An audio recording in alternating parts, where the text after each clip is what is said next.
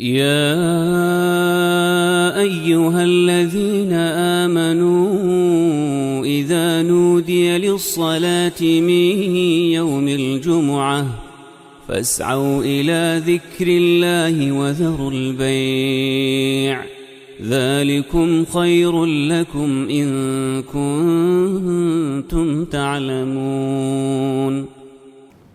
الحمد لله رب العالمين، والصلاة والسلام على سيدنا وحبيبنا محمد وعلى آله وأصحابه أجمعين. ئیمانداران و خواناسانی زۆر بەڕێز، خەڵکێکی زۆر لەم ڕۆژگارەدا کێشە و گرفتی هەیە، لە ژیان بێزارە. لە کاتێکە سەرەتای ژیانی ناو ماڵی وا نەبوو، کەسانێک بوون ماڵێکی گەرم و گۆڕ، ماڵێکی پڕ لە خۆشەویستی و تەبایی، بێوەی و بێکێشە بێگرفت هەبوو، لە هەموو شتێک هەیان بوو، لە هیچیان کەم نەبوو. بەڵام سیر دەکەی هەر ئەو خێزانە، هەر ئەندامانی ناو ئەو ماڵە لە کتوپڕا ژیانیان تێک دەچێت، لە ژیان بێزار دەبن، هەز بە ناڕەحەتیەکی گەورە دەکەن. ئایا هۆکاری ئەمە چییە؟ وتارەکەمان لەژێر ناونیشانی چی ژیان تاڵ دەکات، چی ژیانێک دوای ئەوەی خوای گەورە بەخۆشی پێی بەخشێوین ئەبێتە هۆی تاڵبوونی ئەو ژیانە شیرینەی جاران. با بچینە خزمەت قورئانی پڕبەرەکەت و بەخشش. ئەم وتارە لە خزمەت قورئاندا دەبین. خوای گەورە وڵامی ئەو پرسیارەمان دەداتەوە، دەفەرمێ ماڵی یەکەم مرۆڤ لەسەر زەویدا، ژن و پیاوێک بە ناوی ئادەم و دایە حەوا لەسەر زەویدا بوون. ماڵێکی تەبا، بێ کێشە و گرفت، نە لەگەڵ خۆیان نە لەگەڵ خەڵک، ماڵێکی پڕ لە ڕێز و خۆشەویستی و زەردەخەنە و پێکەنین، ماڵێک لە هەموو شتێک هەیان بوو، لە هیچیان کەم نەبوو، بەڵام ئەم خۆشییان لێ تێکچوو. با بچین بزانین قورئان چۆن ئەم بابەتە و ماڵی ئادەم و حەوامان بۆ باس دەکات. لە سوورەتی ئەلعراف ئایەتی 19 یەک ئایەت وەردەگرین لەم وتارەدا. خوای گەورە دەفەرمێ: يا آدم اسكن أنت وزوجك الجنة فكلا من حيث شئتما ولا تقربا هذه الشجرة فتكونا من الظالمين. معناي آياتك بزماني شيريني كردي خمان آوايا، أي آدم خوتو هاوجينكد آرام بقرن لناو بهشتكدا أو بهشتي بوتان دياري كراوا، بآرزوي خوتان بخون لە هەر شتێک کە هەیە و لەبەر دەستاندایە، ڕێگریتان لێ ناکرێ، بەڵام تەنها نزیکی ئەو دارە نەبنەوە، ئەو کاتە هەردووکتان لە ناحەقیکاران و ستەمکاران و زاڵمان دەبن. ئەم ئاەتە بە کوردی ئەوەمان ناکەی بوو، بەڵام قورئان زۆر لەوە گەورەترە مانای حرفی بۆ بکەی. یەک ئاەتی قورئانە دەرسی تەواوی ژیان و وڵامی ئەوەی تێدایە بۆچی ژیانی شیرین ناڕەحەت دەبێت. جابا ئێمە بە وردی بەڕێزام بچینە خزمەت ئەم ئاەتە قورئانێ وشە بە وشەشی بکەینەوە. خاڵی یەکەم خوا فەرمووی: ئوسکن ئەنتە وەزەوجوکە ئەلجەنە، ئەی ئادەم خۆت و هاوبەشی ژیانەکەت، خۆت و خێزانەکەت، خۆت و هاوژینەکەت ئوسکن ئارام بگرن. تەماشاکە نەیفەرموو بڕۆنە ناو ئەو خانەوە، ماڵ شوێنی ئارامگرتنە. خۆت و هاوسەرەکەت ئەمجا ئەلجەنە بچنە بەهەشتەوە، ئارامی تێدا بگرن. ئەم دەرسە گەورە پێمان دەڵێ ئەنتە وەزەوجوکە، ئەی پیاو، ئەی ژن، کاتێک بوونت هەیە، کاتێک ماڵەکەت جێگەی ئارامیە کە ئێوە واوی عەتفتان لەبێ نابێ. ئەنتە وەزەوجوکە، خۆت و هاوسەرەکەت، سەیریکە واوی عەتف لە بەینیاندا، هیچ جیاوازیەکمان نییە، پڕ بە دڵ یەکتریمان خۆش دەوێت، تەبا و ڕێزگرتوین لە یەکتر. ئەنتە وەزەوجوکە ئەمجا ئەلجەنە. ئەگەر ژن و پیاو ئوسکن، سەیری وشەکانی قورئان کەن چەند وردن، نافەرمێ بڕۆنە ناوێەوە، ئارام بگرن. یەکەم کێشە کە ژیان تاڵ دەکا ئەوەیە ئینسان دڵی بە ماڵی خۆی نەکرێتەوە. پەنا بەخوا لە دەرەوەی ماڵ هەستت بە مرتاحی کرد و لە ناو ماڵی خۆت ناڕەحەت بووی، ژیان تاڵی لە ئەوەوە دەست پێ دەکا.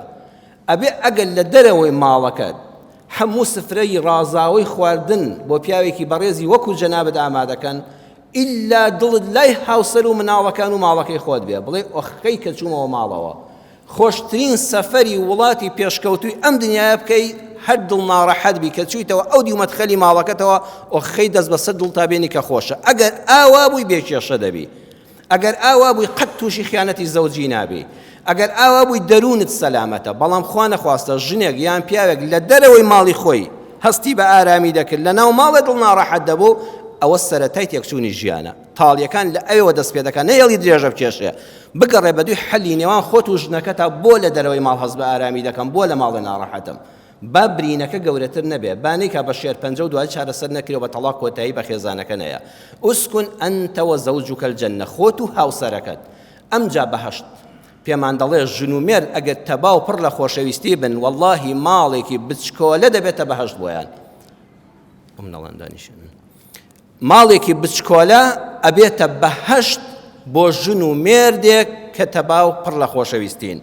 جەمال و دیاری بیسوکانیها، جوانی شوێن بە دانیشتوانەکەوەیەتی. یەکەم کێشە کە لە ناو خێزانە دروست دەبێ عەرزم کردن هەست بکەی لە دەرەوەی ماڵی خۆت ئارامی و لە ماڵەوە هەست بە ناڕەحەتی بکەی. دووەمیان کێشەکە ئەوەیە ئینسان ماڵی پێ گرنگتر بێ لە هاوسەر. ئەمە بەتایبەت بۆ خوشکانی بەڕێز. ئەبێ ئافرەت بە مێردەکەی بڵێ پیاوەکە ئەگەر خانووەکەمان چەند مەترێکی بچووکە، ئەگەر خانوویەکی زۆر کۆنە، مادام بە یەکەوەین، بە یەکەوە خۆشحاڵین و ڕێز لە یەک دەگرین و تەباین، ئەم ماڵە بەهەشتە بۆ ئێمە. من دڵی تۆ ناگۆڕمەوە بە ماڵ، بڕواتان هەبێت زۆربەی کات کە کێشەی نێوان ژن و مێرد ڕوودەدا و پیاوەکە ڕادەکا بۆ دەرەوەی ماڵ، بۆڵەبۆڵی ژنەکەیەتی. ئەوێش ماڵەکە گرنگتر بێ لە مێردەکەی. نا، ژنی عاقڵ و تێگەیشتوو لە قورئان ئوسکن ئەنتە وەزەوجوکە ئەمجا ئەلجەنە. ئەمە دنیایە. لە دنیادا گرنگ ئەوەی ئێمە بەیەکەوە بین، با ماڵەکەمان کۆن بێ، با ماڵەکەمان کرێچی بین، با ماڵەکەمان بچووک بێ. خۆت بەراورد مەکە بە خەڵکی تر. بەڵام لە بەهەشت تاوانیە. سەیری وردی قورئان کەن لە سوورەتی ئەززوخروف ئاەتی 70 دەفەرمێ ئودخولوا الجەنەة ئەنتم وەئەزواجکم تحبەڕون. چاولێ لەوێ بەهەشت پێشکەوت. بڕۆنە بەهەشتەوە خۆتان و هاوسەر و منداڵەکانتان خۆش ڕابوێرن هەتا لە بەهەشتا. ئەوە چونکە بەهەشتا ئەلجەنە پێش ئەزواجکم کەوت. بەڵام لە دنیادا ئەبێ ئێمە ماڵەکانمان بکەین بە بەهەشت. جاری وایە ڤێلایەکی گەورە، مەزرعە و باخێکی گەورە، چونکە ئەم ژن و مێردە ناتەبان هیچ چێژێکی تێدا نییە. بەڵام ژن و مێردێکی پڕ ڕێز و خۆشەویستی و حرمەت ماڵێکی بچکۆلە دەکەنە بەهەشتێکی گەورە بۆ خۆیان. با ئێمە لە قورئانەوە ئاوا تێ بگەین. بەڕێزان، ئەبێ ژن و مێرد بەتایبەت ئافرەتانی بەڕێز خوشکی ئازیزم بزانە ڕێز زۆر لە زێڕ گەورەترە. دوو وشە بێنە بەرچاوی خۆتان. زێڕ لەگەڵ ڕێز. زێڕ لەو سەرەوە بیخوێنەوە دەبێتەوە چی؟ زێڕ ئەبێتەوە چی؟ ئەبێتە ڕێز. بەداخەوە زۆربەی ئافرەت کە مرتاح نابێت لە شوکردنە ئەوەیە ئەوەندەی چاوی لەسەر زێڕ و پارەیە، ئەوەندە چاوی لەوە نێشووی بە کوڕێک کردا کە ڕێز و حرمەتی لێ بگرێ. زۆر ئافرەت مایەوە بەس چاوی لە زێڕی زۆر بوو، چاوی لە ڕێزی زۆر نەبوو. بۆیە ڕێزگرتن زۆر لە ڕێزی زێڕی زۆر گەورەترە. زێڕ لەگەڵ ڕێز، تۆ ڕێز هەڵبژێرە نەک زێڕ. خاڵی دووەم پێیوتین ئاگاداری خاڵی دووەم فەکولا. سەیری قورئان کەن. ئودخولوا الجەنەة ئوسکن ئەنتە وەزەوجوکە ئەلجەنە. ماڵەکەت پێش هاوسەرت نەخەی، هاوسەرت گرنگترە لە ماڵەکەت. ژن و مێرد ماڵ دەکەن بە بەهەشت، نەک ماڵی خۆش و پڕ لە زێڕ و قەنەفەی گران بەها ژن و مێرد بەختەوەرکەن. ئاگاداری ئەم خاڵە بن. دووەمیان فەکولا، هەردووکتان بە یەکەوە بیخۆن. یەک وشەی قورئان هەموو جار پێتان دەڵێم بەدەیان کتێب بخوێنیەوە بەقەدەر یەک وشەی کەلامی ڕەب العالەمین نابێ. فەکولا ئەی ئادەم و حەوا، ئەی ژن و مێرد بە یەکەوە بخۆن.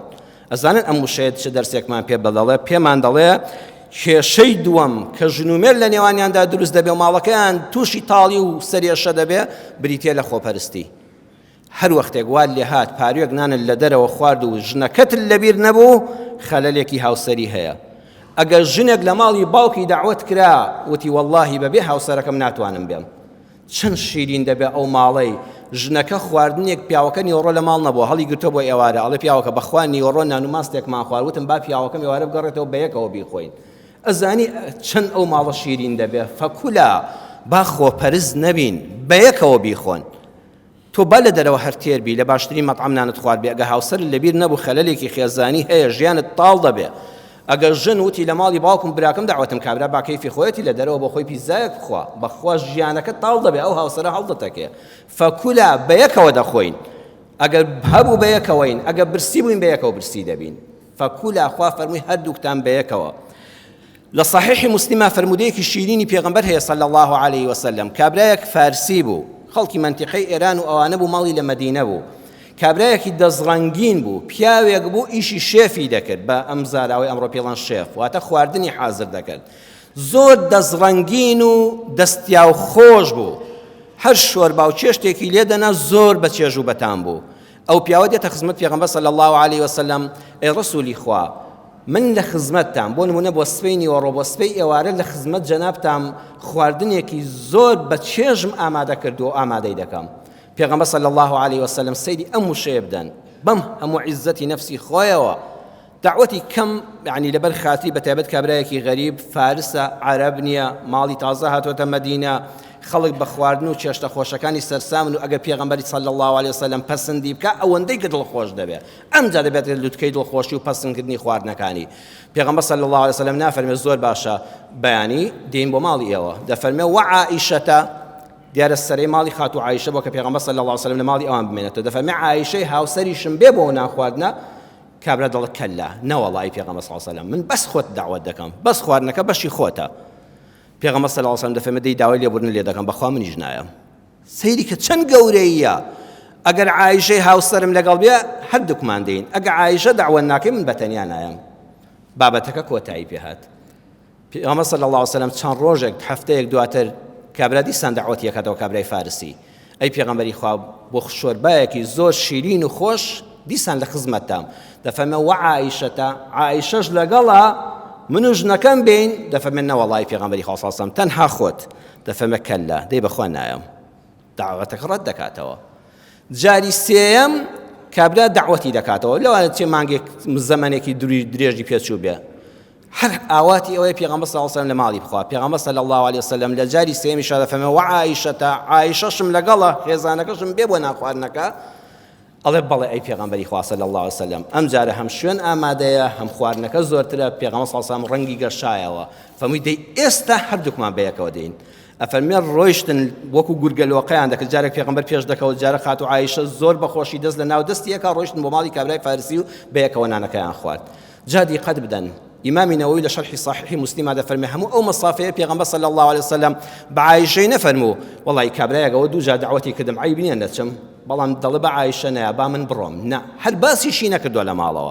وينبت من اللسري عايشة ببيتو نتشومو والله خواردنم قبول نكردو نا أجر قبول بخواردني كي بتشش بخوم أو كاتبة تعمل لام كعايشة هاو سريش من لقلابه بريزان أم حديثانا بابي كين بكردار والله ژن و مێر ئەگەر ئاوابوون لەگەڵ یەکترا ژنێک دەزانی بەچی لە لای ماڵی باوکی و براکانی بەقەدر دەبێ بڵێت دعوەتێک ناخۆم مێردەکەم لەگەڵان دەبێ جاری وا دایکی وڵڵا حەز ناکەم مێردەکەت بێت ڕۆڵە تۆ خۆت و مناڵەکان وەرن بڵێن نە بەبێ مێردەکەم نان ناخۆ پیاوێک ماڵی باوکی دایکی دعوەتیەکە ڕۆڵە وەرە خواردنێکمان حازر کردو بڵێ ئەگەر هاوسەری ژیانم لەگەڵان نەبێ بەخوا دایەگیان نایەم تۆ دایکمی لەسەر سرم بەڵام من هاوسەرم هەیە ئەمڕۆ فەکولا خوا فەرمووی خواردنەکەتان بەیەکەوە بخۆن بەبێ یەکتر خۆپەرست مەبن ئەینا ژیانتان تاڵ دەبێ سێیەم فەرمووی من حەیث شئتوما کێشەی سێیەم کە لە نێوان ژن و مێردا یان ژیان لە ئێمە لە گرفتمان تاڵ دەکات نانی بەمنەتە خوا فەرمووی من حەیث شئتوما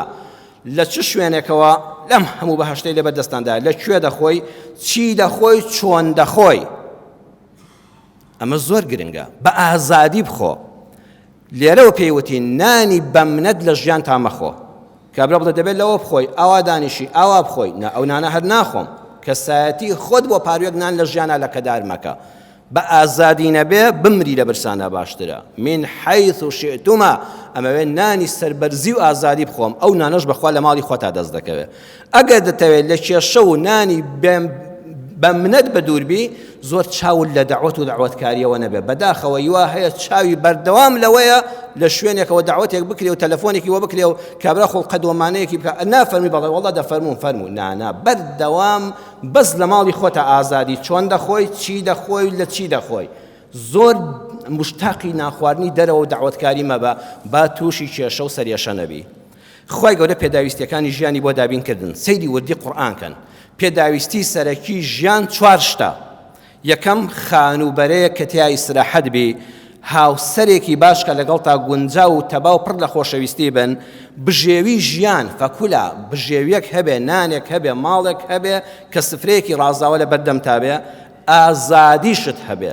چوار شت بەڕێزان بنەمای ژیانن: خانوو، هاوسەر، بژێوی ژیان، ئازادی. خوا هەر چواری بۆ ماڵی ئادەم و حەوا دابین کرد. جا بەڕێزان ئەگەر ئەم چوارەت هەبوو هەستت کرد ناشکوری دڵنیا بە ژیانت تاڵ دەبێ. واللهی منیش و جەنابیشتان سوپاس بۆ خوای گەورە زۆربەی هەرە زۆرمان ئەم چوارەمان هەیە. حەمد و سەنا بە خوایوارە کە چوینەوە کولانە خانوویەکەیە کە ماڵی خۆمانەوە دەچینە ناوێەوە.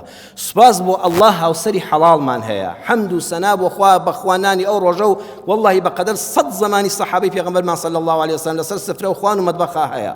الحەمدولله بژێویەکمان هەیە، کەسابەتێکمان هەیە. سوپاس بۆ خوا پیاوی کەس نین و نانی بە منەت ناخۆین و کۆیلەی دەستی کەس نین و چەکداری کەس نین. نانێکی بێمنەتی حەڵاڵ بە پێی شەرعی خوا دێنەوە سەر سفرەکە و ئازادین. جا تو خوا حیبنێت سەرە ڕای ئەم چوارە دڵت تەنگ بێ، کە دڵت تەنگ بوو چاوت هەر لە شتی ترەوە بوو بیا قەناعەت بووی ناشکوریت کرد، واللهی خوا ژیانت تاڵ دەکا. ئەگەر خوا ئەم چوارەی پێبەخشی عەزیزم 100 جار ڕۆژی بڵێ ئەلحەمدولله، هیچ پاشا و سەرکردە و سەرۆکیەک قەت خۆزگەم بەخۆی نەکا، خۆزگەی بەخۆم کە ئەوەندە مرتاحم، واللهی ژیانت تاڵ نابێ. بەڵام ئێمە زۆربەی هەرە زۆرمان ئەو چوارێکە خوا بە بنەمای ژیان لە بەهەشتا دیاری کردوون هەمانە کەچی هەر قەناعەتمان نییە، بۆیە ژیانمان تاڵ دەبێ. ئەوە ژیانە خۆشەی هەمان بوو لە کتوپڕە کاتێک دەچێت ئەوە بێ قەناعەتی ناو دڵمانە. ئەمجا ئاگادار بن، خوا فەرمووی وەلا تەقرەبا هذه الشەجەرە، لەو درەختە نەخۆن. دووانە بەس لەم دووسێ کەلیمە وەردەگرم. ولا تقربا هذه الشجرة أي آدم وحوا، نزيكي أم دارا نبنوا، من وتم لي مخون نا هلايا خوا فرموي لي نزيك نبنوا. ولا تقربا درسي كمان فرموي لا تقربا، ني فرمو لا تأكلا لي مخون نا هر نزيكي نبنوا. أم داري كدياريم كردوا همو أو باخو بهشتي لبدستان دا آزادن، بس دبي بزاني آزاديش سنوري هيا. ئەم درەختە هی ئێوە نییە، ئەو بەشی ئێوە نییە، لێی نزیک نەبنەوە، نەک لێی نەخۆن، چونکە کە لێ نزیکی بوویتەوە ئاخری دەدگرێ. بینیمانە لە ژیانی واقعیدا بە چاوی سەر ببینە ها زەخت العالی کارەبایی لە 1-2 مەترەوە هێڵێکی سوور دانراوە، ئەڵێن نەچیتە نزیکی ئەو سیمە کارەباییانەوە. ئەو زەخت العالی کارەبایە کە نزیک بوویتەوە ڕاددەشێشێ، خوێنت وشک دەکا، هەر لێی نزیک نەبیتەوە، نەک دەست نەکەیتەوە یارەکان. بینیمانە بەنداوەکان سەدەکانی ئاو کۆمەڵە بەرمیل و دەبەدانراوە، ئەڵێ لەم شوێنەوە نەچی کەشتێکەت یان مەلەکردنەکەت بچیتە ئەو دی و بەلەمەکانەوە، خۆت دەقیبەن 40-50 مەتری ماوە بۆ بەنداوەکە، ئەڵێ کە گەیشتیتەوەی هەڵ دەلووشێ ژیانت لە خەتەرایە، نەچیتە ئەو دیوەوە، لێی نزیک نەبیتەوە، چوویتە ئەو دیوە ژیانت لە خەتەرایە. هێڵی ئەلغام و حەقلی ئەلغام دانراوە، ئەو هێڵە سوورەی کە تێدایەتی، ئەڵێ خۆ لەوانێ 20 مەتر دوور بێ بۆ لوغمەکان، ئەڵێ ئەم مەنتیقەیە مەترسیدارە، تۆ لەم ئاسنە نەچیتە ئەو دیوەوە، کە چوویتی بەخوا بەبێ دەست و قاچ دەگەڕێیتەوە، لەوە چێ ژیانت لە دەست دەی، نزیک نەبیتەوە. کۆمەڵەشت هەیە ئەزیزم، نزیکی نەبیتەوە.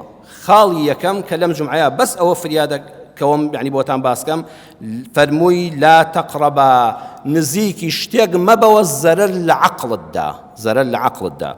وەکو چی؟ بتپەرستی و خوڕافیات، هەر ئەوڕیشی لێ مەدەوە، بتپەرستی و خوڕافیات عەقڵت لەناو دەبە، ئاوڕی بۆ مەدەوە، تۆ ئیسلامت هەیە، قورئانت هەیە.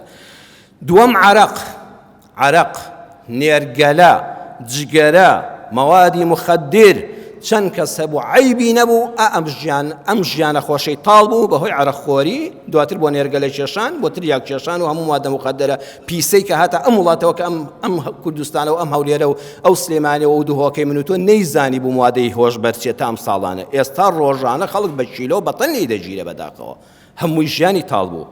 پێغەمبەر صلی الله عليه وسلم سەیری ئەم فەرمودەیەکەن کە فەرمودەیەکی حەسەنە، ئیمامی ئەلبانی لە صحیحی جامعە بە ژمارە فەرمودەی 6506 ناوێتی: من كان يؤمن بالله واليوم الآخر فلا يجلس على مائدة يدار عليها الخمر.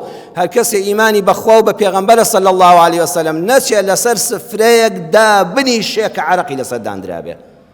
نەیفەرموو عەرەقەکە نەخۆیتەوە، دەعوەتێک بوو وتیان عەرەقی تێدا دەژێڕدرێ، تۆ بڵێ وەڵام من لە گۆشەیەکەوە بۆ خۆم دانیشم هەر نابێت لەسەر ئەو سفرەیەش دانیشی مادام ئیمانت بەخوا بە پێغەمبەر صلی الله علیه وسلم چونکە دواتر بەڕێزان ڕاد دەکێشێ والله ڕاد دەکێشێ کافتریا هەر سەیریشی مەکە نێرگەلە ئەوەندەت پێ پیس بێ بڵێ وەڵڵی دەستم بەریکەوێ بێ یەک سەلک سابوون و شامپۆ لە دەستم دەم ئەمجا دەستم پا دەبێتەوە نەک جارێک بەدەمیەوە نێم بەس نزیک دەم تیکەوە یەک جارە والله فێر دەبی دواتر بۆ تەرک نابێ والله پێشینانی ئێمە چەند مامۆستام هەبووە دەیگوت لە ژیانمە ساردیم نەخواردێتەوە شوشەکەی وەکو شوشەی عەرەق دەچێت هەر ڕقم لە ساردیشە لە کۆلا و بیپسی ئەو زەمانە ئەیگوت نەوەکو شوشەکەی وەکو عەرەق دەچێت دەستم بەریکەوێ دەستم پیس ببێت ئەوە خۆ پاراستنە ئەنەک هەر نایخۆمەوە ئەوەی وەکو ئەوەش بچێ هەر دەستی بۆ نابم ئەبێ ئاوا ئینسان خۆ لەو کێشانە بە دوورکە ئەینا وڵا یەک جار بزانم توان نێرگەلە چۆنە وڵا دوای فێری هۆش دەبێت دوغا بزانم مادەی هۆشبەریش چۆنە تریاکیش دەبێت تامەکەی چۆن بێ یەک جاری زەحمەتە هەر نزیک هاوڕەکانیش بوویەوە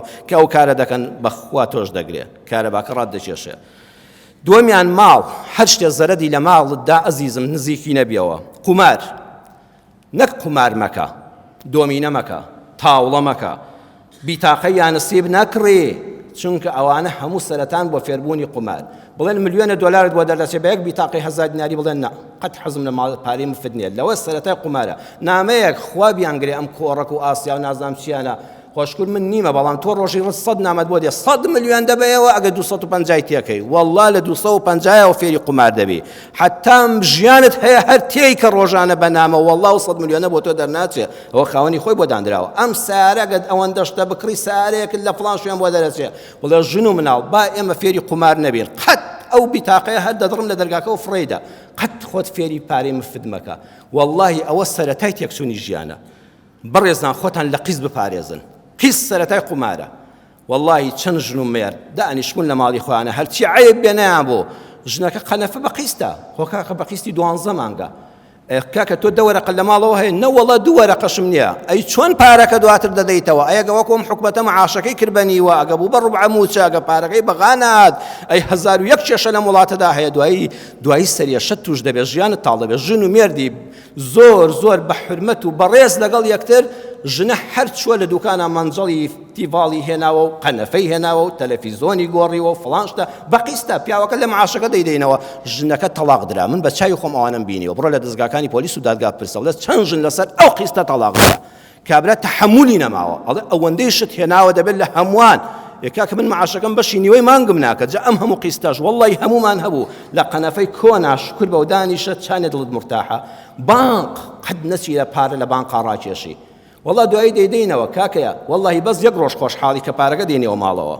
دواتر نیتە بیدەیتەوە خانووەکەشت پێ دەفرۆشن بۆ تەعمیری خانوو بۆ کڕینی سارەیەکی بەرزتر و نوێتر پارەی بانقی ڕیبەوی ڕانەکێشی ماڵ دوێران دەکات بابەتێکی گرنگە ئەوەی خەڵکەی کە ژیانی تاڵە هەموو ئەم شتانە تاڵی کردووە کاتی خوتبە زیاتر درێژ ناکەمەوە بە حورمەتی جەنابتان ئینشاءالله لەگەڵمان نابن لە مزگەوتی ڕێگەی بەهەشتەوە ئەم بابەتانە درێژە پێدەدەین یا ڕەبی خوای پەروەردگار ژیانمان لە تاڵی بپارێزی یا ڕەبی خوا لە ژیان تاڵی بمان پارێزی پەروەردگارە بە ڕەحمی خۆت ژیانمان شیرین کەی قەناعەت بخێ دڵ و دەروونمانەوە ئەوەی شەریعەتی خوا نەهی لێ کردووە خوا لێی نزیک نەبینەوە یا ڕەبی خوا شیفای نەخۆشەکانمان بدەی شیفای دڵبەخەمەکانمان بدەی ئەو خێزانانی ناکۆکن یا ڕەبی خوا ئیسلاحی حاڵیان بکەی بەزەید بە هەموو لایەکمان نابێتەوە ڕەحممان پێ بکەی ئامین ئامین والحمد لله رب العالمين يا أيها الذين آمنوا إذا نودي للصلاة من